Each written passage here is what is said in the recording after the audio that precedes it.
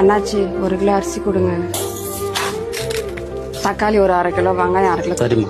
அடுத்த வாரம் கொடுக்குறேன் அண்ணாச்சி. அக்கா நிறைய பாக்கி ஆயிடுச்சு, கொஞ்சம் சீக்கிரமா கொடு. நாங்களும் கடையில சரக்கு வாங்கி போடணும். சரிங்க அண்ணாச்சி. இந்தம்மா இன்னைக்கு 300 ரூபாய் தான் வேலை கிடைச்சது. இப்படியே போயிட்டு இருந்தா எப்படிங்க? என்னம்மா பண்றது? அம்மா குழந்தைங்களுக்கு சாப்பாடு. அண்ணாச்சிகள்ல கடன் வாங்கிட்டு வந்தாங்க. என்னங்க வீட்டுல மளிகை தீர்ந்துச்சு, வாங்க சூப்பர் மார்க்கெட் போயிட்டு வாங்கினா தரலாம். சூப்பர் மார்க்கெட் ஏமா சூப்பர் மார்க்கெட் பக்கத்துல அண்ணாச்சி கடை இல்லையா? போலாம்ப்பா. ஏங்க இன்னும் அண்ணாச்சி கடன் சொல்லிட்டு சூப்பர் மார்க்கெட் போனோம்னா விலையும் கம்மியா கிடைக்கும், எல்லா பொருளும் கிடைக்கும். ஏமா நம்ம அன்றாட வாழ்க்கைக்கு தேவையான எல்லா பொருளும் அண்ணாச்சி கடையில இருக்கு. நீ சொல்ற சூப்பர் மார்க்கெட்ல அத்தியாவசியோட சேர்த்து ஆடம்பரமும் இருக்கும். மலிவான விலைன்றியே. அண்ணாச்சி பெருசா லாபத்தை எதிர்பார்த்து கடன் நடத்தல. நம்மளுடைய வறுமையில நம்ம கடத்தை கொடுத்து உங்க பசியை தீர்த்தது இதே அண்ணாச்சி தான்ப்பா.